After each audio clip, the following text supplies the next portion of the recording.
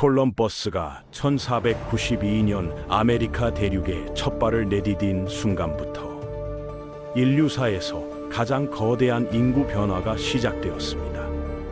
이후 수세기 동안 아메리카 대륙의 원주민 인구는 약 80에서 90%까지 감소했다는 연구들이 있습니다. 이건 인류 역사상 가장 큰 인구 붕괴 중 하나였죠. 칼과 총을 든 정복자들 때문이었을까요? 아닙니다. 정말 무서운 것은 따로 있었습니다. 눈에 보이지도 않는 미세한 침입자들이 바로 그 주범이었습니다.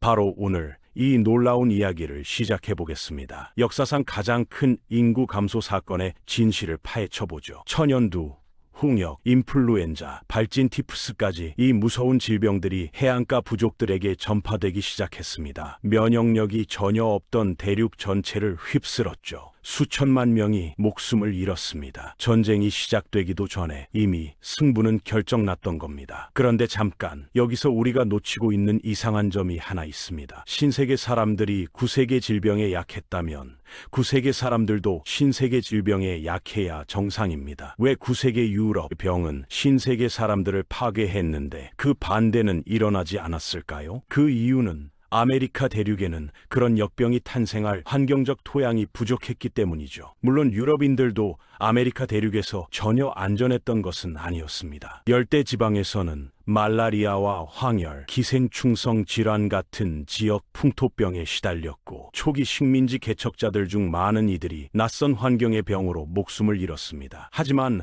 아메리카에서 유럽으로 건너가 인구를 9천만에서 900만으로 줄인 아메리카 폭스라는 역병은 존재하지 않았죠. 만약 그런 질병이 있었다면 유럽의 대서양 횡단은 애초에 불가능했을 겁니다. 이 수수께끼를 풀어보려면 먼저 일반적인 감기 같은 질병과 진짜 역병을 구분해야 합니다. 진짜 역병에는 매우 특별한 특징들이 있거든요. 가장 중요한 특징은 바로 전파 속도입니다. 재채기 한 번이면 순식간에 퍼져나가죠. 악수보다 훨씬 빠르고 다른 어떤 촉보다도 빨라야 합니다. 그런데 더 중요한 특징이 있습니다. 역병에 걸리면 빠르게 죽거나 아니면 완전한 면역을 얻게 됩니다. 보통 일주일에서 한 달 사이에 운명이 결정되죠. 살아남으면 다시는 그 병에 걸리지 않습니다. 몸이 그 세균과 싸우는 방법을 완전히 터득한 거예요. 물론 몸속에 세균이 남아있을 수도 있고 다른 사람에게 전염시킬 수도 있습니다. 하지만 본인은 더 이상 아프지 않게 됩니다. 이것이 바로 면역체계가 작동하는 방식이죠. 한번 겪으면 평생 기억하는 놀라운 생체 방어 시스템입니다. 그럼 유럽인들이 특별히 면역력이 강해서 아메리카 질병에 안 걸렸던 걸까요? 아닙니다. 이유는 단순합니다. 신세계에는 애초에 유럽인들이 걸릴 만한 역병은 거의 존재하지 않았던 거죠. 일반적인 질병들은 있었지만 대륙 전체를 휩쓸 만한 전염성 강한 역병은 거의 없었습니다. 이것이 바로 우리가 찾는 핵심 답안입니다. 역사상 가장 무서운 킬러들인 이 질병들이 모두 구세계에서 발생한 이유가 뭘까요? 콜레라를 예로 들어보겠습니다. 콜레라는 식수와 하수 시설이 엉망인 곳에서 번성하는 질병입니다. 런던이 바로 그 완벽한 조건을 제공했죠. 세계 최고의 콜레라 도시가 된 건 우연이 아니었습니다. 모든 조건이 완벽하게 맞아 떨어진 결과였죠. 콜레라는 인구가 밀집된 지역에서 골목 전체를 휩쓸고 지나갑니다. 그런데 핵심은 여기에 있습니다. 계속해서 새로운 감염자가 필요하다는 점이죠. 작고 고립된 마을에서는 콜레라 같은 역병이 생존할 수 없습니다. 감염 가능한 모든 사람을 감염시키거나 죽인 후에는 더 이상 갈 곳이 없어지거든요. 연료가 떨어진 불과 같습니다. 역병도 살아남기 위해서는 지속적인 연료 공급이 필요한 거죠. 새로운 희생자들이 계속 나타나야 합니다. 하지만 언덕 위 빛나는 도시는 다릅니다. 매일 수백 명의 아기가 태어나고 시골에서 수많은 이주민들이 몰려드는 곳이죠. 역병에게는 완벽한 놀이터입니다. 새로운 연료가 끊임없이 공급되는 거예요. 역병은 활활 타올랐다가 잠잠해지기를 반복하며 계속 진화해 나갑니다. 마치 꺼지지 않는 불꽃처럼 말이죠. 기록을 보면 놀라운 사실을 발견할 수 있습니다. 역병으로 죽는 사람 수가 도시에서 태어나는 아기 수보다 많았음에도 불구하고 도시는 계속 성장했습니다. 시골에서 들어오는 사람들이 그보다 더 많았기 때문이죠. 도시가 자체적으로 인구 증가를 이뤄낸 건 19세기 후반 이후에 가능한 일이었습니다. 비누나 간단한 의약품 같은 기초적인 위생용품이 보급되고 나서야 사망률을 줄일 수 있었거든요. 그 전까지는 도시가 곧 죽음의 함정이었던 셈입니다. 그 전까지 도시들은 의도치 않게 역병의 실험실이자 면역자를 선별하는 거대한 시험장 역할을 했습니다. 살아남은 자들만이 도시에서 계속 살 수 있었죠. 그래서 더 정확한 답은 신세계에는 크고 밀집된 위생 상태가 최악이면서 서로 활발하게 교류하는 도시들이 없어서 전염병이 거의 발생할 수 없었다는 것이죠. 물론 신세계가 완전한 무인지대는 아니었습니다. 부족들 간에 어느 정도 교류도 있었고요. 천연두는 1500년대 초 스페인 정복자들과 함께 아메리카에 처음 전해졌고 이후 수세기에 걸쳐 대륙 전역으로 확산되며 원주민 인구를 급감시켰습니다. 도시는 퍼즐의 한 조각일 뿐입니다. 도시가 역병 발생의 조건을 만들어주긴 하지만 도시 자체가 병원균을 창조하지는 못하거든요. 또 다른 조건이 필요합니다. 대부분의 세균들은 사실 숙주를 죽이고 싶어 하지 않습니다. 자신의 집을 불태우고 싶지 않은 것처럼요. 나병 같은 만성질환이 그토록 끔찍한 이유도 바로 여기에 있습니다. 숙주 안에서 살면서 절대 죽이지 않으려고 하거든요.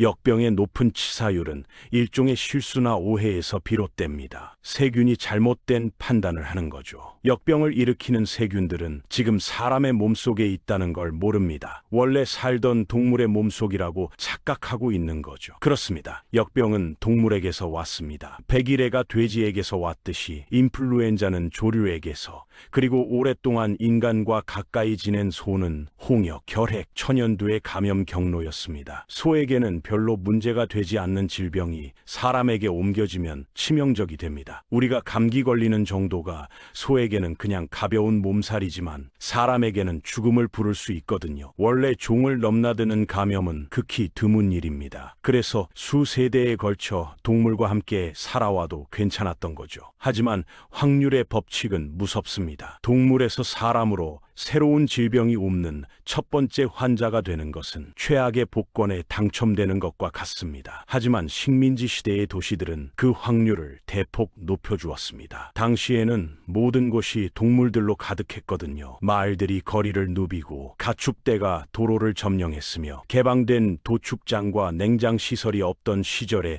육류시장들이 즐비했습니다. 그리고 사람과 동물의 배설물이 뒤섞여 흐르는 강물이 그 모든 것을 관통했죠. 동물에서 사람으로 질병이 전파될 완벽한 환경이었습니다. 상상만 해도 끔찍하지 않나요? 그래서 좀 더 깊이 파고든 답은 이렇습니다. 역병은 동물에서 사람으로 옮겨지는데 매우 드문 일이라서 여러 조건들이 그 확률을 높여줘야 하고 동시에 풍부한 환경도 갖춰져야 한다는 것이죠. 구세계는 이런 조건들을 만족시키는 곳들이 도처에 널려 있었습니다. 그럼 왜 런던 같은 도시들은 양과 돼지, 소로 가득했을까요? 아즈텍의 수도 테노치티틀라는 그렇지 않았을까요? 이 질문에 대한 답이 바로 이 이야기의 마지막 핵심입니다. 가장 중요한 부분이죠. 어떤 동물들은 인간이 유용하게 활용할 수 있습니다. 이게 바로 가축화의 정의죠. 단순히 사냥감이 아니라 길러서 활용할 수 있는 동물 말입니다. 현재의 문명은 잠시 잊고 여러 부족들이 막 전 세계로 퍼져나가기 시작한 기원전 1만 년으로 돌아가 봅시다. 문명이 막 시작되던 그 시대로 말이죠. 만약 당신이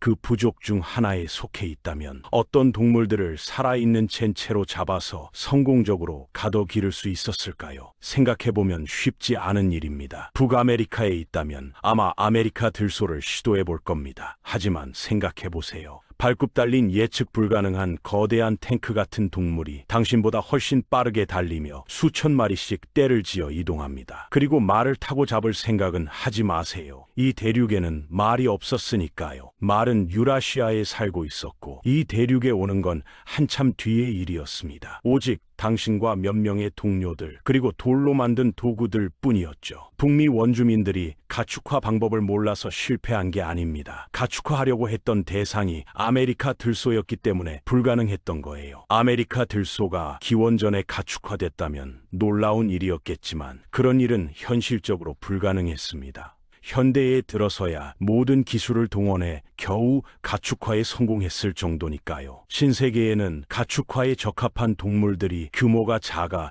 대유행을 유지하기엔 부족했을 가능성이 있어요. 적당한 크기의 동물들은 대부분 너무 위험하거나 너무 민첩했죠. 잡으려다가 오히려 사람이 다칠 확률이 높았습니다. 반면 유럽 중앙부의 비옥한 초승달 지대에는 소, 돼지, 양, 염소같이 가축화해달라고 애원하는 듯한 완벽한 동물들이 기다리고 있었습니다. 유럽의 야생 멧돼지는 석기 시대에 약간 위협적일 수 있었겠지만 잡아서 가두고 길러서 활용하는 것은 충분히 가능했습니다. 돼지는 높이 뛰어오르거나 보이는 족족 부수고 다니지 않거든요.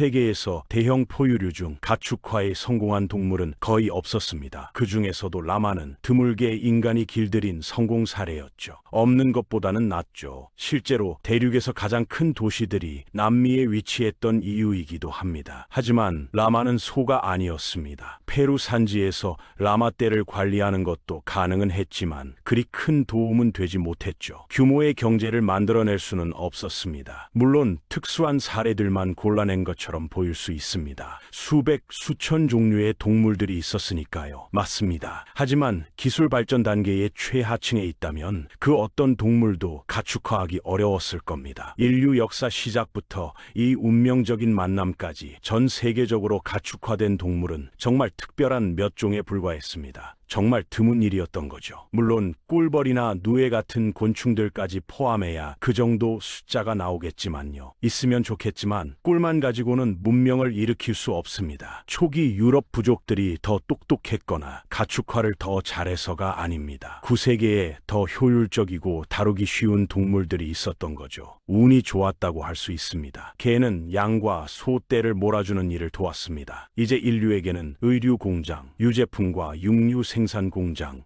그리고 농사일을 도와줄 강력한 파트너가 생긴 셈이었죠. 농업이 쉬워지자 여유 시간이 늘어났고 이 시간에 더 많은 가축을 기르게 됐습니다. 더 많은 가축은 더 많은 식량을, 더 많은 인구를, 더 높은 인구 밀도를 만들어냈죠. 이제 보이시나요? 도시 건설 게임의 완벽한 공식입니다. 인구 최대치 달성, 동물들과 함께 그리고 역병까지 보너스로 얻게 되는 거죠. 이것이 최종적인 답변입니다. 신세계에 가축화할 동물이 없었던 것은 세균 노출 확률뿐만 아니라 식량 생산량도 제한했고 그로 인해 인구수와 도시수도 제한됐습니다. 결국 신세계에서 역병이 생기는 것이 거의 불가능하게 만들었다는 것입니다. 구세계는 정확히 그 반대 상황이었죠. 모든 조건이 완벽하게 갖춰진 상태였습니다. 역병으로 가득 찬 대륙과 전혀 없는 대륙이 마주치게 된 겁니다. 그래서 배들이 신세계에 도착해도 가져갈 아메리카 폭스는 존재하지 않았던 거예요. 문명 간의 경쟁은 결국 능력의 문제가 아니라 환경의 문제였습니다. 어떤 지도를 배정받았느냐, 어떤 대륙에서 시작했느냐가